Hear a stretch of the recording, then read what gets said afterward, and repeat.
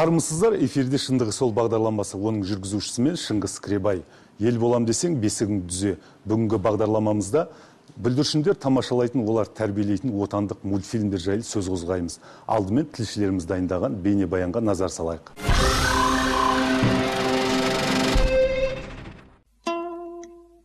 Балалардың ішкі әлемі тұп-тұнық, мөлдір әлем. Дүниені жанары қалай көрсе, жан дүниесі солай қабылдайтын бүлдіршіндердің тап-таза әлемін қоршаған орта, ересектер өзіміз лайлап аламыз. Сөйте тұра өскелең ұрпақ санасыз, жігерсіз, патриот емес деп кінә тағып жатамыз. Құс ұядан нені көрсе ұшқанда соны алады. Бала бүгін нені көрсе ертең соны істейді. Ал бүгінгінің жастары балаларға базарлық сыйлауға әзір екендіктерін аңғардық. Сонда кім кедергі?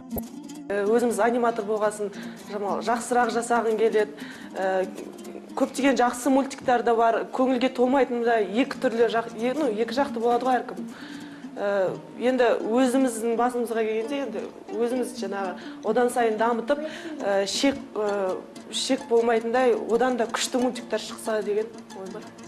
Жарты ғасырға жоқ өмірін қазақ анимациясын дамытуға арнаған Әмен Қайдар ағамыз «Қарлығаштың құйрығы неге айыр» атты туындысымен көрерменін бір қуантып тастаған еді. Ал бүгінше теледидарға телмірген қарагөз балаларымыздың санасы атыс шабысқа толы қатыгездік пен жауыздықты, өзге мәдениет пен тәрбиені, батыстық идеологияны насихаттайтын дүниелермен улануда. Али, айта қош, қандай мультфильмдер көресің сен? Даже в такой ситуации мои студенты проявляют выход. Айта қош? Тачки, Маша Медведя, Бентен, Бентендер, Бэтмен, Егес Прибиевсти, Квадратные штаны. Қазақша мультфильмдер көрмейсің ма? Қазақша мультфильм көрік десе жоқ.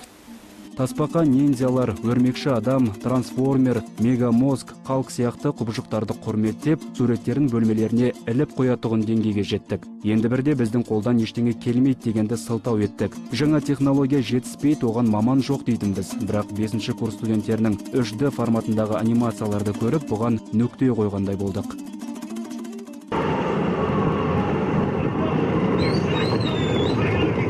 Неге біз осы туындыларды ресейлік қап бәлем тұра тұр, шетелдік Том мен Джерри сериялық мультфильмдер сияқты жәдігерге айналдырмаймыз. Сол кезде Шректің орнын алдар көсе басар ме еді, кім білсін.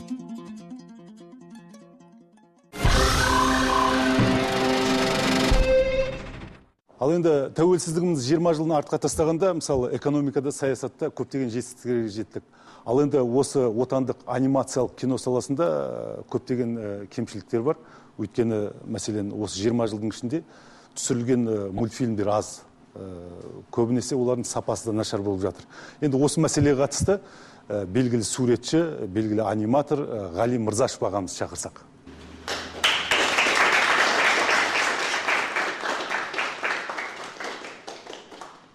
Қош келдіңіз, Ғали Мырза. Қош келдіңіз, жоғары шығыңыз, төрлетіңіз. Ғали аға, мысалы, бала тәрбиесінде, өскелең ұрпақ тәрбиесінде, мысалы, анимация саласы, осы отандық мультфильмдер өте маңызды рөл атқарады. Өйткені кішкене балаларымыз жаңа көріп отқандай, мысалы, шетел батыстың Шректеріне, Бентеніне соларға табынып өсіп жатыр. Мысалы, ой өрісі де, барлығы да сол тәрбиемен кетіп жатыр. Енді не істеу керек осы орайда? Хабардың басында көрген сюжет мен тіпті қатты толқытып жіберіп отыр. Өйткені мен немеремде балалар Маша Медведь, қазақ мультфильмдерін атай алмай отыр. Әмен атаның 86-тағы өмір бақи аңсап келген қазақ мультфильм бола ма, қалай болады? Қазақ анимациясының тұлғасы бол керек, оның төлі құжаты бол керек, оның өзінің ыдыс-аяғы дастарханы бол керек дегендей сол тұлғаны аңсадыған. Сонан кейін сол тұлғаны көтеру, бұл мемлекетте қазақ мультфильм студиясы болу біздің кәсіби міндетіміз. Ал мынау мәдениет министрлігінен кино саласын басқарған азаматтарға атқамінерлерге үлкен сын. Кез келген азаматтың бала тәрбиелеп отқан. Өзіңіз жақсы айттыңыз, ел болам десең бесігіңді түзе деген. Бесігіміз түзу емес қазір. Өйткені бесік жоқ та. Баланы таптық, бірақ оны құндақтап бала бесікке бөлуіміз керек қой. Шүмегін салуымыз керек дегендей. Сол жақтан оқып. Жалпы анимация кинода білмеймін қалай екен, сценарий беретін шығар. Анимация саласында бірінші сурет, қасында егіз қоздай сюжет тұрады.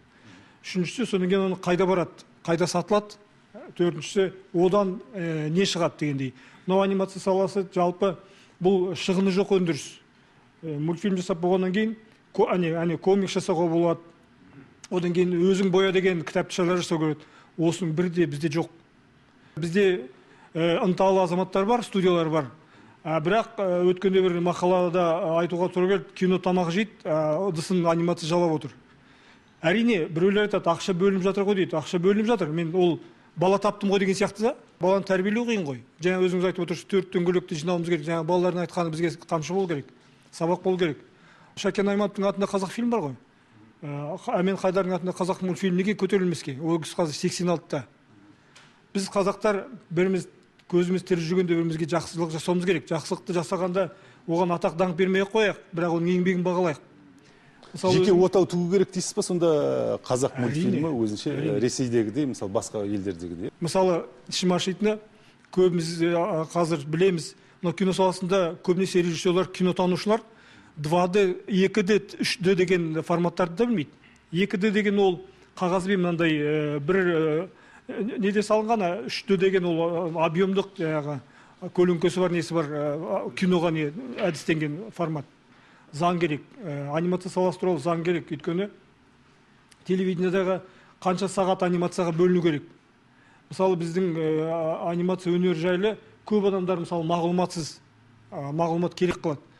Мысалы, енді өзім 3 жыл бұрын мен болмасам кім, қазір болмаса қашан деген бір қамшы болды да маған. Ертөсікте жүрдім, содан бағдарлап бәрін қарадым, жоқ қазір көтермесе болмайды екен деп, жігіттер ассоциация болайық.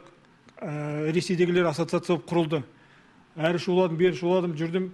Біреулер түсінді, біреулер түсінбей жатты. Бірақ қоғамдық қор, ассоциация, анимациялық кинолық ассоциацияны құрдым да, бұл мемлекетте ту бар, әнұраны бар, тұлға керек деп бастадым. Енді көп нәрсе қазір мемлекеттік тұлғаларға, мемлекеттегі қазақтарға, мемлекеттік кабинетте отырған азаматтарға, олардың да балалары, олардың да шағасы бар, жанашса бұл тұлғаны көтеру керек.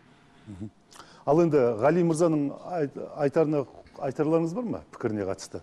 Мүмкін, яғни тек мәселе қаржы ғана тіреліп тұрмаған шығар. Ғали мырза енді бұл анимацияға енді 20 жыл, 30 жыл қызмет еткен адам. Әрине шырылдайтын жөні бар. Жаңа қаржы бөлінбей жатқанда мен ол жағына келіспеймін. Мәселе біздің неге қазақ мультфильмі неге өспей жатыр деген мәселеге тірелетін болсақ, бұл жерде сол қазақ анимациясының, қазақ анимациясы дейміз да, бірақ бірлестік, киностудияның қабырғасында бірлестік тұр. Содан Ғали мырзаштың бөлініп шығайық дейді. Бірақ бөлінгенде алдыңғы болған жағдай ол бөлінген кезде қайталанады. Өйткені сол жерде бесікті түзеу үшін қазақ фильмде негізінде жоспар керек. Жаңағы 5 пен 7 арасында жаңалтпаш кетеді балалар. Біздің әжеміздің бесікке тәрбиелеп кеткен. 7 мен 9 арасы салт дәстүр ма? Салт дәстүр әбден салт дәстүр 9 жасқа дейін сіңіреміз балаға. 9-дан 12 жасқа, 13 жасқа дейін не істейміз? Қиялға жайып. Баланың сол салтпен, сол бүгінгі күннің ескі көнесімен қатып қалмау үшін оның қиялын аспанға, ғарышқа ұшырамыз, қиялға жайыппен. Ал 13-тен ары қарай не кетеді? Лира эпос, ол жерде патриотизм, ол жерде жар сүйеді жігіт. Жаңа қыз жар сүйеді, жігіт жаңағы қалай? Отан сүйеді, сондай бір батырлық мінезге тәрбиелеу үшін лира эпос. Осы бойынша жүйе қоймайынша қазақ мультфильміміз кім көрінгеннің етегінде, кім көрін қолында кетеді. Негізгі ақша жақсы бөлініп жатыр. 1 минутқа 1 миллион теңге бөлінді. Ол аз емес, ол жақсы ақша. 1 жылдық, 3 жылдық, 5 жылдық жоспар. Президент айтты ғой 2030 деп. Сол сияқты мына біздің жоспарымыз 1 жылдық жоспар керек. Ол жерде дұрыс адамдар отыру керек. Қазақ тілін білетін, балалар жазушысы, балалар жазушысы керек. Онан кейін сол жерде бұрыннан бері Мәскеуден білім, тәлім алып келген режиссер, аниматорлар, олар шақырусыз далада қалды. Елеусіз қалды. Өйткені олар Совет өкіметінде оларға ақша бөлінбей, олар өз жаңағы арманын орындамай кетті. Соның бірі Қалдыбай марқұм болып кетті 98-де. 98-де қазақ мультфильм өлген. 2001 жылы жүрген академиясында қайттан қазақ мультфильмімізді тірілттік. Оның ішінде Әмен Хайдар бастап қайттан. Енді 2002 жылы бірінші серияны академия жасағаннан кейін 2003 жылы Сергей Жұмабаевич Азимов бізді қайттан сол қазақ бірлестігіне шақырып, қазақ бірлестігін қайта ашып шықтық. Міне, енді біз 9 жыл сонда қызмет еттік, істедік. Бірақ біздің айлығымыз наша аз болды. Бірақ фильм жасадық, 10 шақты фильм жасап шықтық. Айлық аз болды.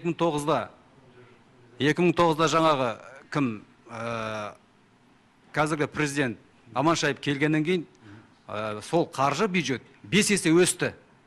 Сонда сол жалаңаш кездегі, ақша аз кезде болмаған адамдар сол қазақ мультфильмінің төңірегінен табыла қалды да, қазақ мультфильм. И солар сол ақшаны именденді да, қазір шығып жатқан мультфильм ертөстік дейді. Қазіргі неге білінбей жатыр? Баланың санасын бәрін біз өзіміз құртып жатырмыз. Бұл жерде бәріне кінәлі біз өзіміз. Сол басында жүрген, салам басында жүрген адамдар. Неге біз сол Аманшаевтың ол жерде кінәсі жоқ. Бұл жерде именно сол объединениенің кінәсі. Мырзашев дұрыс айтып жүр. Неге бүйтпейміз, сөйтпейміз. Біз немқұрайлық қазақтар қараймыз да бәріне. Болашаққа біз немқұрайлық қараймыз. Бүгінгі күнмен өмір сүреміз. Өмір сүріп жатқанымыз реклама өмір. Анау звоногға берсе болды, ана керемет деп шаға келеді. Ол дұрыс емес. Не үшін? Ертеңгі үшін бүгін күресуіміз керек. Анимацияны көтеріңдер деді. Анимацияны көтеріңдер деген дөңгелек салмай рөлді ұстап бензин құйып кетіңдер деп айтқан жоқ. Өткенде бір байқап отырсам, халыққа жолдауында мәдениет саласын бағдарлап қарасаң, керемет айтқан. Бұл адамзаттың тәрбиесінің ішінде, мәдениеттің ішінде біз өзіміздің орнымызды табуымыз керек. Өрімізді тауып қалғанда біз Спанч Бобқа, кімге, Диснейге еліктеп бола алмаймыз. Біз қазағымызды адамның ата баласы емес, адам баласы бол деген тұрғыдан өңдеуіміз керек. Одан кейінгі мәселе, мынау президент айтқаны береді, мынау немене, қай жерде мекемелерде живчиктер мен зайчиктер толып алған деп. Мысалы, енді қазір анимация саласында не жоқ, қамтылмаған. Бір жәкеннің өзі зейнеткер, оның өзі жаңағы ертөстікті қойып отыр. Оның өзі шығармашылық кеңес, оның өзі бастық. Сонда олай болмау керек, ол жерде топталу керек. Өзіміз байқап отырмыз ғой, телевидение саласында қазір мысалы арналар бар. Олар өздері бағдарламаны ұсынады да, соның кейін басшыларға ұсынады, топтайды. Тым болса сондай болу керек. Одан кейін Қайырғалидың айтайын дегенде, Путиннің мысалы айтқанда бедеген, футбол ойнаған адамдар керемет бай. Анимация одан да кем емес. Өйткені бұның беретіне 3 ұрпаққа береді. Футбол ойнайтындардың бір семьяға береді дегендей. Одан кейін бізде заң деме, жүйе деп келгенде, мысалы, бір мәселемен бәрін шешеді. Бәрін бір қырықтықпен қырқат деген сияқты. Содан кейін ол, мысалы, бір форматтар болады, көп қаражат талап етпейтін. Бір форматтар болады, көп қаражатқа талап ететін, мысалы. Ресейде сол жолмен кетті. Ресей, мысалы, осы 20 жылда демократия деп неше түрлі сансаққа кетті де, артына бағдарлап қараса анимация содан ұтатын түрі жоқ екен. Соны Қытайдың моделін алды. Қытайда ішкі нарығы жасап отыр. Қытайда, мысалы, бізде қазақ фильмнің сайты... Өзін-өзі ақтауына мүмкіндік беріп отыр ма? Әрине, өзін-өзің шарасынан жарысуға мүмкіндік беріп отыр. Қайырғали. Тоқтаме айтып шығайын, сен сұрағыңа, жаңа айтқан сұрағым түгел жауап берейін. Бұлай, жеке студия болу деген мен қарсымын. Бір, екіншіден қара шаңырақ тұрма, сол қара шаңырақта біз бірігуіміз керек. Сол кезде, сол қара шаңырақтан біз ақыл есіміз дұрысталған кезде, санамыз дұрысталған кезде бөлінуге болады.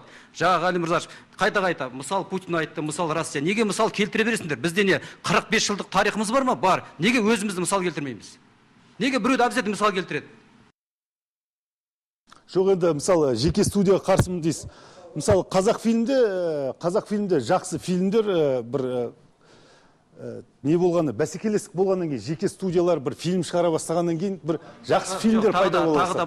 Бірден 20 жылдың тағы да мультфильмге бөлініп отқан, бұл болашаққа балаға бөлініп отқан. Баланың аузынан жырып алу деген, әмен аға айтпын. Баланың аузынан жырып алу деген тамақпен бірдей. Балаңа жылап отыр ғой, тамақ жырып аласың. Сол сияқты біз мультфильмге бөлінді ма, сол ақшаға мультфильм түсіру керек. Тағы да ол бөлінген ақша қайдан бөлді? Біздің еңбек, біздің маңдайтеміз, біздің бюджеттен бөлінген, балаға бөлінген қазақ фильмге бөлінді ма, соған фильм түсірді ма, олар айтады, оған пайда көріп жатыр. Неге? Менің фильмдерімге 10 фильм сатылып жатыр ма? Бір тиын да маған төлемейді. Өйткені каналдарға беріп жатыр. Еш уақытта нарықта біздің Қазақстанның, біз халқымыз аз. Біздің негізгі ақшаның мақсаты айтып отыр ғой, сананы көбейту, балаларды неге болашаққа тәрбиелеу, салт дәстүр, салт пен сана, дін мен жаңағы уағыз, соның бәрін біріктіріп, қазақи неге тәрбиелемесек, Оны ақша сол үшін бөлінді. А олар алады да фильм түсірген оны сату керек дейді. Как он емес сатуға? Айтшы. Ол сонда посредник па кім? Мен соған түсінбеймін. Белді, өкімет бөлді. Ол ақша белді, енді ол түсіргеннен кейін оны неге халыққа былай көрсетпейді, телевизияға неге бесплатно беріп көрсетпейді? Неге олар именно сол нарыққа өкіметтен берген ақшасына пайда табу керек? Мен сол жағын түсінбеймін. Қайырғали, айналайын, мен айтайын дегенім мынандай. 45 жыл бізді тыңдаған жоқ бұл мемлекетте. Оған біз кінәліміз. Басымыз бірікпейді. Осы қазақ азаматтардың бәрі даурыққа сөйлеп отырмыз да. Осы жерде бізге жан ашитын басқа ұлттың өкілдері фильмді жасап та жатыр, сатып та жатыр, байып та жатыр, өркен шетелдік фестивальдарға қатысып жатыр. Әрі қарасам, бері қарасам ойлап, мен қайдан шықтым, мен қалай болдым, қалай осындай неге келдім, дәрежеге келдім деген кезде мен ауылға бір чемоданмен ғана келгем. Қазіргіде қазақтың ауылдың балалары осылай. Жаңағы айтайын деген сайт деген бұл қазір технологиялық заман. Қазақ мультфильм сайт болу керек. Ол жұма сайын бір рет жаңарып тұру керек. Мысалы, 3 жыл бұрын осыны Қазақстанда қазақ мультфильм болу керек дегеннен бастап жарлап жаңағы Ресей, Қытай, міне Қытайдың экономикасы екінші экономика, амандық болса 5 жылдың ішінде бірінші экономика болады. Одан үлгі алмасақ, қара Қытай деп жүрдік қой, күліп, биттеген Қытай деп. Олар қазір бізден асып кетті. Неге оларға оқымасқа, жақсылығын неге алмасқа? Алуымыз керек біз. Алып, біз өзімізді ішімізде егеп, ұрысып, нетпей, біз өзімізді тәрбиелеп, біз Шыңғысханға ұқсап шетелде жерді бағындыруымыз керек. Жерді бағындырма мылтықпен емес, мәдениетімізбен бағындыруымыз керек. Сонда Қытайда жаңағыдай бәсекелестікті дамытып, түрлі студиялар ашып жатыр, мысалы жан-жақта. Енді ол серпін береді деп ойлайсыз ғой, мысалы мультфильм саласын. Олар қазір берді, мысалы бәрімізге белгілі Мулан Қытайдың мәдени несі. Қайрекеңнің сөзіне қосылатын жерім жаңа, Қайреке. Сіз айтып отырсыз ғой, неге біз біреуден үлгі алуымыз, алатын дүниесі болатын болса, алуымыз керек. Міне жаңа бала көрсетіп айтып отыр. Қазақша бірде-бір анимациялық фильмді атай алмай отыр ғой. Маша мен Мишаны салыстырыңыз да, Алдар Көсені салыстырыңыз. Екеуі қандай екен? Менің 1,5 жасар немерем ана Маша мен Мишаның алдында құлақ болады. Көзін жыпылықтатқан ана аюдың қалып бара жатқаны, соның барлығы деген керемет дүние. Бізде ең бірінші дүние, бізде жүйе жоқ.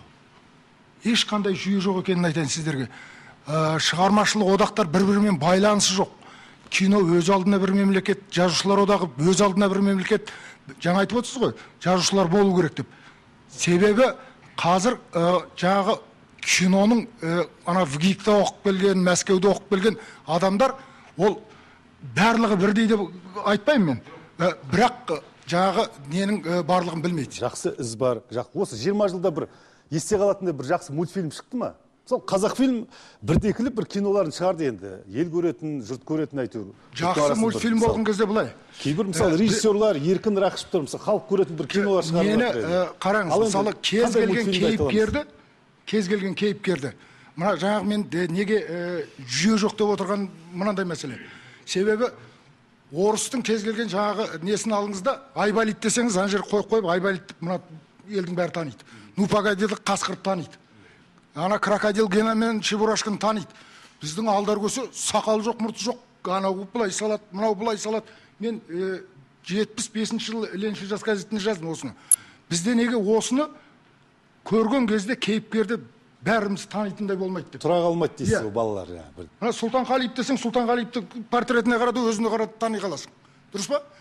Біздің Алдар Көсеміз бір анау былай салады, мынау былай салады, мың құбылады. Қожа Насырың, ол түйіршігің, ол әрқайсы кітапқа бөлек салады, анимацияда бөлек салады, анада бөлек салады. Қайсының кім екенін білмей. Жай әкелді, мына жерге қоясың, мынау Алдар Көсе деп Алдар Көсені білуіміз керекпіз. Ондай бізде жаңағы жүйе жоқ деп отырған себебім сол. Жоқ, қандай жақсы мультфильмдер бар, мысалы, бірдекілі бір жұртқа. Мысалы, мен балама отандық мультфильмдерді көр деп айтайын десем, мында қазақ мультфильм бар, осыны көрші. Осыдан бір ұлтшыл болып өсесің, ұлттық тәрбиемен сусындайсың деп айтатындай бір 2-3 мультфильм бар ма? Жоқ болып тұр ғой. Мүлде ештеңе жоқ деп айтуға болмайды. Жаңағы Алдар Көсеңіздің өзі мысалы, жоқ, мысалы осы анимация туралы көреді ғой бағдарламаны. Қандай мультфильм бар екен? Қандай мультфильм бар екен? Соны айтар ма екен осы жерде біреу деп мысалы ойлайды ертең. Қарлығаштың құйрығы неге айыр дейсің? Болды бітті, сосын айырбасында отырасың. Соңғы 20 жылда қандай мультфильм? Соңғы 20 жылда елдің бұл жерде не болып кетті, жаңа Абайдың айтқаны ғой, бас-басына би болып кетті бәрі. Ол соны айтып отырмын. Бірден. Біріншіден біздің бір адам, мысалы қазір кейінгі нарықты экономика бәрі көшті, бәрін өзім жасаймын. Өзім режиссер боламын, өзім сценарист боламын, өзім мультипликатор боламын, өзім художник боламын. Себебі сөзіңіз аузыңызда. Біздің министрлікте, мен сізге бір әңгіме айтып берейін қазір. Мынау Астана бәйтерек деген не өтті, жаңағы конкурс өтті. Балалар шығармашылығына байланысты. Содан барып отырмыз. Сіздер жаңағы жүлде алған екенсіздер, келіңіздер деп. Барып не қылсақ, жаңағы жерде хабарлап тұр, микрофоннан президенттің мәдениет орталығында Әнуар кім? Марат Ильясов композитор деп келіп жаңағы несін алды, грамотасын алды. Бір уақытта 3 рет пе 4 рет пе хабарлайды. Еззали Әнуарбек Дүйсенбиев. Сосын мен айттым, 5 рет шақырсаңыз да Әнуарбек Дүйсенбиев келмейді. Сонда мәдениет министрлігі Әнуарбек Дүйсенбиевтің баяғыда қайтыс болып кеткенін білмейді. Біз жаңағы кеңестік ностальгия болмай қойсын, иә? О кезде сатылап өсу деген болатын. Ең бірінші газетке мен енді журналист болып бастадым ғой. Бірінші жаңағы неден бастайсың? Корректор боласың. Содан кейін тілші боласың. Содан кейін жаңағы бөлім меңгеруші бол. Содан кейін жауапты хатшы, содан кейін орынбасар. Қазір әкелетті, ана Барбосты бітірген, ананы бітірген, бірден кейін әкелетті.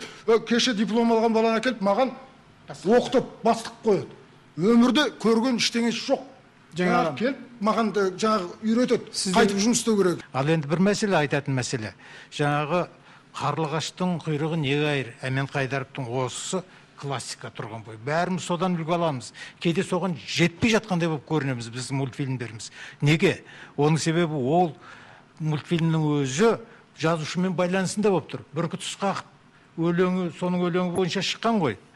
Ал енді қазір біздің мультфильм түсіретін режиссерларымыз ол бір жақта жүреді, жазушылар бір жақта жүреді, өте дұрыс айтып отырсыздар. Ал егер балалар жазушылардың кітабын оқитын болсаңыздар, міндетті түрде ой түсер еді. Бірігіп содан мультфильм жасауға болар еді. Бұрын тәуелсіздікті аңсап жазған, соның ізін жасырып деген сияқты сөйтіп келген үлкен поэма, балаларға арналған. Геройлары да көп. Ешкім назар аударған жоқ, мақұл, жата берсін, кітапқа шыққан.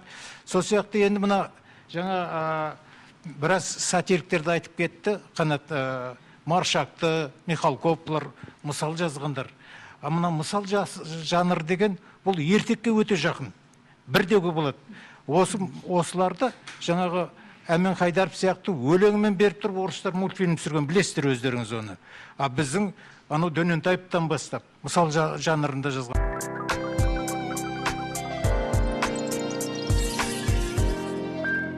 Мекке тур туристік компаниясы заманауи талапқа сай кеңейтіліп салынып жатқан Мекке Мәдинаның ғажайып көріністерін тамашалауға, Алланың үйі Қағбаны, қасиетті Құран кәрім түскен Нұр тауын, Адам ата мен Қауана кезіккен жер Рахмет тауын, Нұрлы Мәдина қаласын зиярат етуге Мекке тур туристік компаниясы сіздерді умра қажылыққа шақырады. Ісіңіз оңалып, берекеңіз тасиды, жүрегіңіз нұрланып, иманыңыз күшейеді, жақсылық есіктері ашылып, қуанышқа кенелесіз. Мекке Мәдина береке, барғандар манда, бармағандар мында.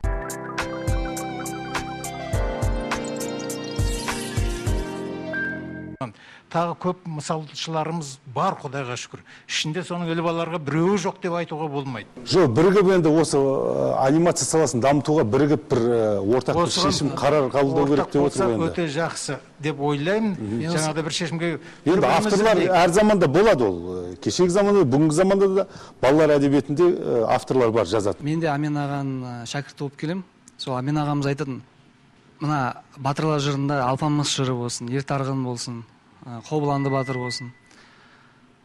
Бүткіл архетип дейміз ғой, бүткіл дүниежүзінің кластер архетипталардың бәрі ішінде бар. Оның қандай бүткіл философия тұрғыдан ең ұлы драматург жазған оны, халық. Оның ішінде бәрі бар. Енді теманы алатын болсақ, оны жаңадан велосипед ойлап табудың қажет жоқ. Тек қана осы батырлар жыры жасау керек. Сосын жоқ, мысалы сізде түсінікті. Мәселен, бізде жаңағы театрда драматургия саласы қазір тақырып жоқ дейді, сценарист жоқ дейді, мысалы. Кинода мынадай проблема бар. Бағасы қымбат, мысалы, жаңағы көшпенділер түсірді, Марк Дакаскасты шақырды, тағы да басқа Куно Беккерлерді шақырды. Кейін соңғы кезде Жерар Депардьені шақырып, әйтеуір бір кино жұрт көретін кино түсірейін деп жүр. Ал олар көп ақша сұрайды. Мысалы, фильмнің бюджетінің тең жартысын солар алып кетеді. Ал енді осы анимация саласында мультфильм шығарғанда қандай бір шығындар кетеді? Мысалы, бізде лиро эпос жырларымыз толып тұр. Ертегі аңыздарымыз жетерлік. Енді сапалы кино жасауға, өзіміздің мәдениетіміз дәріптеуге неге болмасқа? Кино саласына келген кезде мысалы, олда сізде шығындар жоқ қой, мысалы, анимациялық кинода. Бала тәрбиесі баршаның сіз дегенге ұран қылып, тағы да бір-екі ой. Мынау біздің қазақтың азаматтарына қалталы, байыған, шіріген, да? Солардан көп күтіп едім. 3 жыл бұрын Қайбас өзіңіз мысалы газеттен оқыпсыз мен айтқанымды өткенде дөп айттым. Кино ас ішеді, анимация ыдыс жалайды. Сондай жағдайда. Екінші, оған көшпенділерге барайық ары қарай. Үшіншіден, мен көтерген мысалы өз басым, мына әріптес жігіттерімде де жетеді. Өз басында 14 іске аспаған жоба бар. Бармаған жерім Балапанға да бардым. Ояға сіздің жеріңіз келіспей тұр екен деп. Өйткені мен оппозиция деп шеттетеді. Қаржы жеткіліксіз дейсіз, бірақ мысалы отандық аниматорлардың жұмыста сын көтермейді деген пікірлер бар да. Осыған орай Балапан арнасының директоры Ләйлә Сұлтанқызының бізге берген сұхбаты бар еді, соны тыңдап алайық. Қазіргі уақыт анимация саласын мен жаман деп айтуға өз басым қарсымын. Әрине, сын айтылмай мүмкін, яғни сын айтылуы тиіс. Ол сын болған жағдайда оны жаңағы тапсырыс алушылар оған мән беруі тиіс. Біз кейде анимация саласында кейбір сорақы дүниелерді кездестіреміз. Яғни жалпы ұлттық құндылықтарды жоғалтқан дүниелер көптеп беріле бастайды. Менің түсінігімде біз бір ғана нәрседен ұталуымыз мүмкін. Біз әлемде анимация саласында алып держава емеспіз. Біріншіден, әлемде алып держава, мысалы, сіз білетін Голливуд, болмаса Үндістан, болмаса мынау Қытай, жанымызда тұрған Қытай, болмаса Ресей, болмаса Украина, мысалы деймін да. Ал енді солардың қатарында болмағандықтан, біз енді ғана дамып келе жатқандықтан, менің түсінігімде бас салып бізде жаман деп айтуға мүлдем болмайды. Ол ұятты, ол ұят. Өйткені біз оларда болу үшін, біз олар сияқты тарихымыз болу керек. Біз өзі халық азғантай ғана мемлекетпіз. Және де біздің ұтар тұсымыз не дегенде мен айтқан болар едім. Біз Голливудты қайталауға, болмаса Ресейді қайталауға, Украинаны қайталауға тырыспауымыз тиіс. Біз одан ештеңе ұтпаймыз. Егер біз өзіміздің бір құндылықты пайдалана отырып, өзіміздің ұлттық құндылықты пайдалана отырып, оған қазіргі заманның бір элементтерін қосып отырып пайдалансаңыз, онда сіз көп нәрсені ұтасыз. Онда сіз балаға әрі сауатына, оның санасына өзіміздің ұлттық құндылықтарды сіз жарнамалайсыз, оларды кіргізесіз. Анимация саласы жалпы арзан өнер емес. Бірақ ол кинодан арзан. Сол тіпті Тимур Бекмамбеттің өзі анимация студиясын бөлек ұстайды. Бұлай бөлек ұстайды. Содан кейін айтайын деген, бізде мысалы бөлініп отырған ақша, халықаралық стандартпен жүрсек, есептесек, қазіргі бөлініп отырған ақша 3-тен 1 ғана бөлігі. Бірақ енді халықаралық стандартпен бөлгенде шетелдегідей біздің енді мамандарды дәл ондай айлық алмайды ғой енді, мысалы. Өмір сүру деңгейі бізде де арзан. Мысалы 10 миллион теңгедей бөлінеді деп естідім ме Қазақстанда бір мультфильмге? 12 миллион теңге бөлінеді 10 минуттық мультфильмге. Жоқ, жаңағы өзіңіздің сөзіңізге мен бұлай қарсылық айтатыным, өйткені бізде дүниенің бәрі халықаралық стандарттарда. Олардың мысалы мультфильмдері істелініп, жасалынып, неге біздің арамызға келіп жатыр? Мысалы нан пісірсек, біздікі шикі, маған нанды ұнды береді де, майды бермей қояды, жұлқылайды қолымнан, бұлай сал деп айтады. Ақшаға келіп тіремекші, басқа бағанағы бастаған сіздің сөзіңізді жалғастырайын, сабақтастырайын деп едім. Өте жақсы айттыңыз, жүйе керек деп. Қазір біздің мен түсінгенім көтеріп отырған мәселе, неге анимация, қазақ анимациясы аяғына тік тұрмайды деп отырмыз ғой. Айналып келіп қаражатқа тіреміз, оның пайдасын көргіміз келеді. Оны қозғамай қояқ. Пайда біз қазақ анимациясы аяғына тік тұрған күнде де пайда келіп ол байымайды. Оны жиып қояқ. Мен оның көзім жетеді. Өйткені біздің халықтың санын естітпеген, оны экономистер естісін. Жаңа жүйе дегеніңізге өте қосылам. Оны Ғали мырза да көптен бері қозғап келе жатқан. Неге? Өйткені анимация өнері бүкіл өнердің синтезі деп айтуға болады да. Жаңа айтып отырмыз. Кинода актер ойнайтын болса, өз бір образды ғана, бір кейіпкердің образын ғана көрсетеді, сомдайды. Ал аниматордың еңбегі түсінген адамға бір аниматор мысалы экранда қанша кейіпкер болады? Мына жерде мысалы 2, тағы бір жерде 4 кейіпкер болады ма? Сол кейіпкердің барлығының образын сомдау керек. Оның ішінде жаңа айтқаныңыз жазушылар міндетті түрде керек, композиторлар керек, суретші міндетті түрде бірінші көркемдік жағы. Сондықтан Ғалидің біраз жазып жүрген мақалаларын оқыған кезде мен 100% қолдаймын.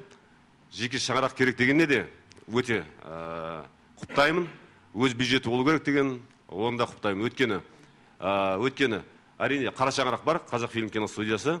Ол жерде көркемдік шығармашылық худсовет, шығармашылық кеңес деп анимацияға берілген сценарийлерді әр режиссер, өзі автор жаңа айтқаны сөйтіп келеді. Ол жерде анимацияның портфелі жоқ, сценарийный портфель деген болатын бұрын. Бұрынғы кеңес үкіметі заманындағы жүйе болатын. Одан да алатын көп өнегеміз бар. Ол кезде жүйе болатын, сценарийный портфель бар, бәрінің ұсыныстары сол жерде жиналады, көркемдік кеңес соны ортаға салып қарайтын. Көркем шығарма болады, өйткені ол жерде мына кілемнің үстінде нағыз ашық тартыс болады, ашық шығармашылық тартыс қарап отырсаң. Анау біреу келіп кабинеттен әкеп, ана жерге мынаны сен түсіре сал, мынаны мен түсіре салайын демейді. Бағанағы айтып отырған сөздеріңіздің барлығы орынды, бірақ та біз жүйе жасау керек деп отырғанда, 2 жастағы бала 2 жыл отырмайды ғой, бала өсіп тұр. Біз сіздер қазір жүйе жасаймыз деп, сіздер басқа жағын ойлап отырғанда, сіздер баланың тағдырын, баланы біз отанымызды, анамызды, әкемізді, тарихымызды жеткізу үшін біз балаға не беріп жатырмыз? Біз еш нәрсе айтып жатқанымыз жоқ. Біз қазір тек жүйе құрайық деген мәселені ғана айтып отырсыздар. Мен сіздерге айтайын. Мысалға, аға өте дұрыс айтты. Балабақшада мысалы, балалар кәнекей ертегілер кейіпкерлерін салайықшы деген кезде бірінші салады Машаны аюымен, жаңағы шыны керек басқа шошқасымен, шірегімен өлтіріп тұрып салады бала. Керемет, айнымайды ол. Түсінде таңдай біледі. Ал біздің қазақтың бірде-бір ертегісін бала өзі алдына қағаз бере салғанда ол ойланады, не салам деп. Өйткені бізде шыны керек өте аз ғой, шыны керек өте аз. Сосын дұрыс айтып жатырсыздар, уақытылы көрсетілмейді, мүмкін уақытысы дұрыс емес шығар. Қазір мына Алдар көсе ертегісін балалар сүйіп көреді. Қазір балабақшаларға былтырдан бастап негізі таратылды, қанша жаңағы дискісі бар, соның бәрі беріліп жатыр. Бала оны жақсы көреді, мейлі оны көрсе де, оны көргісі келеді. Балалар десең жаңағы қандай несі шықты, мысалы жаңағы Алдар көсемен бай болса, ой, мынау Алдар көсемен бай. Оны бала беске біледі, әрбір сөзін жаттап алса да, оны көруге қайтадан құштарлығы ояна береді. Ол да жаңағы біріншіден балаға шынымен де жеткізген шығар деп ойлаймын. Мүмкін балабақша мен тікелей жұмыс жасау керек шығар. Солайша 20 жыл болды дейсіз ғой. Солай айтқанда 20 жылдан асып та кеттік, шыны керек бар ғой, 20 жылдан асып кеттік. Яғни сіздер бір ұлттық біздің ертөстік, Қобыланды батыр, сондай бір өзіміздің Керқұлатты Кендебай сияқты өзіміздің ұлттық батырларымызды танитын, танытатын мультфильмдер көргілеріңіз келеді. Мысалы сіздің достарыңыз сондай сөйтіп ойлай ма, сенің достарың? Иә, көргім келеді. Мен көп мультфильмдер көрдім. Қазыбек бидің шешендік сөздері, ақыл сөздері қызық маған. Оны мен бір көрем, екі көрем, бір уақытта жалғам, тағы да көргім келеді. Бірақ ондай жоқ. Аз дейсіз ғой? Аз. Осы бағдарламаға шақырылғаннан кейін де мен Шелек ауылында бір мектепке 1-ші сыныптың оқушыларына сауалнама жасадым. 2-1 сыныптың оқушыларынан сұраған кезде олардың да жауабы Дараны көреміз, Том и Джерриді көреміз деді. Ұлы әмірші Хуан Кетені көреміз, сондағы кейіпкерлерге еліктейміз дейді. Сол кезде менің де жүрегім ауырды. Мен енді анимация саласында тікелей қатысты адам болмасам да, бірақ бала тәрбиесіне бейжай қарай алмайтын азамат ретінде бір ауыз пікірімді айтқым келді. Біз шын мәнінде бала тәрбиесіне соншалықты көңіл бөлмей отырғандығымыз мүмкін әрқайсымыз әрбіріміз жауапты шығармыз. Себебі мен қазір енді интернетпен тәрбиеленетін zaman балалар әндерін іздейін деп бір сайттарды ақтарып балалар әндері деп басып қалған кезде табысу кезет деген шықты сайтта, соның ішінде 90 ән бар. Бәрі қазақша, қазақтың балалары орындап отыр. Біз Исаны жақсы көреміз, Исаға табынамыз, мойындаймыз дейді. Ең бірінші кезекте қол жететін жерде балалардың сол әндері тұр. Ал мен Қуыршағым, Құлыншағым деген әндерді таба алған жоқпын. Біз қазақтың дәл осындай әндерін сайттан қол жетім жерден таба алмай отырғанда, біз ана анимациялық фильмдерді тауып, оларға бере алмауымыз қандай масқаралық. Ал енді қазақ мультфильмдерінен нені көресіңдер деп сұрадым. Олар бірден Алдар көсе деп жауап берді. Сосын бір қызығы 1-ші сыныптың оқушыларынан Алдар көсе сияқты болғың келе ме деп сұрасам, олар айтады, жоқ, ол алдап кетеді, ол сияқты болғымыз келмейді дейді. Ал енді осы сұрақты 6-ші сыныптың оқушыларына қойдым. Сендер Алдар көсені көресіңдер ме? Жоқ, бәрі жата жастанып көреді. Ал сендер Алдар көсе сияқты болуларың келе ме десем, олар айтады, болғымыз келеді. Неге? Себебі ол жаңағы байға кеткен кедейдің кесесін алып береді дейді. Демек бұл жерден не шығады? Жаңағы ағамыз айтқан деңгей деген нәрсе шығады. Деңгейіне қарай тәрбиелеу деген дүние шығады. Ал енді осы нәрселерді көре отырып, бізде енді қазір шыны керек, мына Алматы қалалық тілдерді дамыту басқармасы шығарған алдар көсені көрушілер көбейді. Өйткені бізде ол сапасында және жекелеген кемшіліктер болуына қарамастан, ол өзінің қазақтың жанына келетін дүние, оң жан басына келетін дүние, іздеп жүрген дүниесі. Сондықтан сондай дүниелерді бәсекелестікпен көбейту керек. Сонда ғана бұл дүние жақсы болады. Бауыржан атамыздың сөзі бар ғой, оттан да оқтан да қорықпаған бауыржан едім, қорқынышым көбейіп барады, бесік жырын айта алмайтын келіндердің азайып бара жатқаннан қорқам, ертек айта алмайтын әжелердің азайып бара жатқаннан қорқам, дәстүрді сүйре алмайтын балалардың өсіп келе жатқаннан қорқам, өйткені бесік жырын тыңдап ертек өспеген баланың көкірегі көр бола ма деп қорқам. Қазір бізді аға буын жастарды кінәлайды, сендер ұлтты сүймейсіңдер деп, бірақ олар қандай тәрбиемен өсілді, соған неге сондай жағдай жасалмады, оны тәрбиелеуге кім жауапты деген нәрсе көп жағдайда жауап берілмейді. Сондықтан жаңашылық керек деп ойлаймын бірінші кезекте. Бір айта келетін жайт, негізінде бізде қазіргі таңда осы кәсіби, мысалы, анимация, кино саласында да бар, ол көркем кинода, және анимация саласында да бар, ол экспансия мәселесі десе болады. Яғни мамандардың сырттан, осы біздің көршілес мемлекеттерден келіп, осындай арзан еңбек ақыға жобалар жасап, соны жасап жатыр. Мысалы, оны біз көреміз, осы балапан телеарнасынан күнделікті жүріп жатқан мультфильмдер, мысалы, солардың еншісінде, мысалы. Өйткені бала өсіп жатыр қазір. Сондықтан уақыт жоғалтпай, тез арада бір сапалы анимациялық кинолар шығару керек дейсіз. Осы Ресейде жылына $300 миллион бөледі екен балаларының мультфильм жасауға. Бізде қанша көлемінде? Көлемінде ертөстіктің бюджеті миллионнан кем емес деді, $1 миллион. $1 миллион. Содан кейін жылына біресе 5, біресе 7 фильм жасап отыр. Әрқайсының мөлшермен бюджеті 12 миллион теңге. 12 миллион теңге. Бұл жерде атап айтатын деген, мысалы, теңгеде қарағанда Қазақфильм жақсы саясат жасап отыр. Өйткені олар келген ақшаға жаңағы жекеменшік студиялардың басын қосады, сен менікі, сен бөтен деп айтпайды. Содан кейін жаңағы аутсорсинг дейді ғой, шала нарық. Соған нетіп істеуге тырысады. Өйткені қаражаттың жаңағы енді студияның нелері бар, жарық дейміз, жаңағы жылу дейміз, сөйтіп шығындары бар ғой. Соларды алып қалады да жекеменшік студияларға мөлшер керек қаражатын береді, сөйтіп олар жұмыс істеп отыр. Қазақфильм ана студияға бұйырды деп. Мысалы, бізде қазір сәл шыдаса мемлекет, сәл мамандарға өз бауырсағыңды өзің пісір, бірақ жауап бересің десе, аз дегенде бір жыл, көп дегенде 5 жылда бой көтереміз. Бой көтеретін мамандар бар. Продюсерлерді тудыруға болады дейсіз ғой, анимациялық кино саласында табысқа жеткізетін продюсерлер. Өйткені мысалы мынау қазақ мультфильм болу керек деген кезде мені әлеуметтік сайттардан іздеп, бір қазақтың баласы 25 мынау региондағы, оңтүстік Азия региондарында 25 студияны білем дейді. Мен ресейлерге консалтингтік қызмет жасап, 25 студияны білем, келіп болсам қасыңыздамын деді. Соны Сиэтлден біреу тауып алды мені. Жастар, Сиэтлда жаңағы 3D анимациясын тамаша білетін қыз, осы жерде оқып кеткен, қастарыңыздан табылғым келеді, елге барғым келеді дейді. Мамандар дұрыс атап кетті. Өнер әрдайым сайыста өскен. Бірақ өз басына емес, әрқайсысы. Ғали айтып кеткендей, бір ұйымдасқан түрде болу керек формада.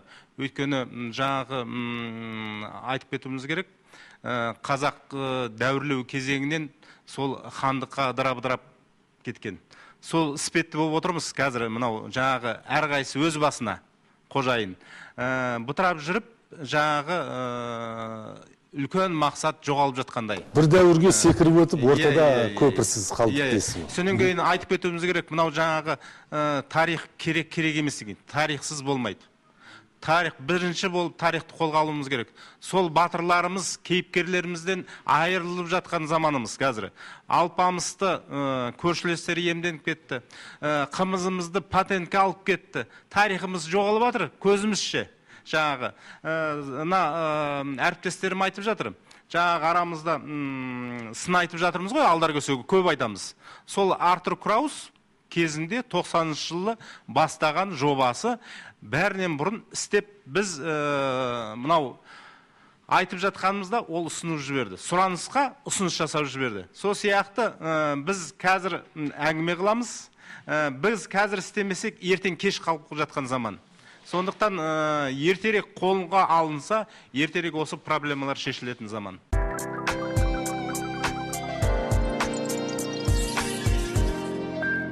Мекке тур туристік компаниясы заманауи талапқа сай кеңейтіліп салынып жатқан Мекке Мәдинаның ғажайып көріністерін тамашалауға, Алланың үйі Қағбаны, қасиетті Құран кәрім түскен Нұр тауын, Адам ата мен Қауана кезіккен жер Рахмет тауын, Нұрлы Мәдина қаласын зиярат етуге Мекке тур туристік компаниясы сіздерді умра қажылыққа шақырады.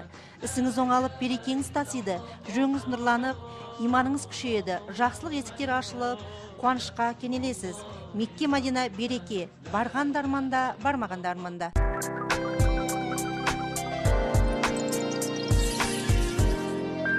Ағалар айтты ғой, мысалы, балалар әдебиетінің насихаты аз. Балалардың жаңағы жас ерекшелігіне сай, балалар түсінетіндей, мысалға тақырып бар дейік, мысалға. Тақырыбы бар. Оны шергелгісі өтсіз, Ал енді соны мен ойымша насихаттауға байланысты сияқты. Кішкентай дүние жасасаңыздар да, енді мен балабақшада істегеннен кейін, 2 жастағы балаға не үйретесің? Балабақша бітіргенше біз өздеріңізде ойланыңыздаршы, кішкентай 4-5 жастағы кішкентай болсын бір көрген нәрселеріңіз мәңгі естеріңізде ғой. Сол сияқты сәл жаңағы қазақта пайда болған баланың санасына жететін, балаға сәл де болса тәрбие беретін нәрсенің бәрін балабақшаға жаңағы балабақшаның меңгерушілерімен кездесе отырып жұмыс жасап, насихатты сол 2 жастағы баладан бастасақ, содан кейін барып біз теледидарларға, басқа арналарға беруден асықпасақ та болады деп ойлаймын. Өйткені ол 2 жастағы көрген бала, соны маған тауып бер, көрсет деп отырады. Сосын өзіміз ақ телеарнаны іздейміз. Ал енді жаңа сіз айтып отырған кішкентай балаларға аздап түсетін еді. Қазір мынау Қазақмыс корпорациясы бар ғой. Сол биылғы жылы жақында қорытындысы шығады, былтырдан бастады. Өте кәдімгі сапалы дүниелер түседі деген үмітпенен конкурс жариялаған болатын. Соны біз енді байқап отырмыз, өте жақсы дүниелер бар сіздерге лайықты. Соны мына мультфильм жасайтын ағайындар соны танысып шығатын болса, соңынан талай нәрсе табады деп ойлаймын. Анимациялық балаларға арналған дүниелер, соларды бір соны жариялап жатқанын бір естідіңіздер ме? Көрмейсіз оны. Кез келген жаңағы каналдан ондай дүниені көре алмайсыздар. Онда міндеттеу керек дейсіз ба? Телеарналарға сонда ақпарат құралдарына? Болғанда енді бір мәселені қараңыз. Мысалы, мына теледидар болсын, радио болсын, кітап болсын, газет болсын, барлығы бір министрліктің құзырындағы дүние. Балалар жазушысы, балалар психологы бізге қарап отырда, біз оны жасайтын маманбыз. Ал бізді қолдайтын ол не негізінде? Ол Қазақфильм киностудиясы мен қаражат. Бұл жерде бас редактор отыр керек осы жерде, Қазақфильмнің. И Қазақфильм анимацияның басы редакторы жаңағы руководитель отыр керек. Бәрімізді біз халықтан үлкен емеспіз. Халықтың алдында жауап беретін бізбіз. Біз болашақтың алдында жауап беретін менмін. Сіздерсіз. Өткені ертеңгі бала мен бетіме түкіреді. Соны ойлауымыз керек. Бюджетке грантқа келіп түсетін ұлдар қазақтар болса, өткені қазақты тек қана қазақ қана салалады. Оған мына барлық суретшілер өзіңізді барлық суретшілер куә, өткені басқа ұлттар қазақ салынмайды, еш шықпайды қазақтың. Тек қана көзін сығырайтып қойған ол қазақ болмайды. Озвучание жаңағы дыбысын қазақша сөйлеткізген ол қазақ болмайды. Ол түсініксіз жайт, ол түсіндіре алмайсың. Өйткені қанмен келетін нәрсе, қанмен ішкі дүниемен, генде. Естеріңізде болса, ана кеңес үкіметі кезінде, баяғыда бала күнімізде бәріміз Ленин салғанбыз, естеріңізде ғой. Барлық жерде Лениннің портреті болатын. Қазақстанда қазақтың суретші салған Ленинді қарасаңыз, бірден танисың, Ленин, бірақ қазақ. Армияның суретші салса, Лениннің портретіне қарап тұрып, қай суретші салды, қай ұлттың суретшісі салды, соны ажыратуға болатын еді. Бүгінгі хабарға жиналған аниматорлар қауымы үкімет тарапынан жүйелі саясат, ерекше көзқарас керек деді. Өйткені анимация арқылы ұлтты, өскелең ұрпақты тәрбиелейтінімізді ұмытпайық деген шындықты айтты. Келесіде кездескенше қош сау болыңыздар.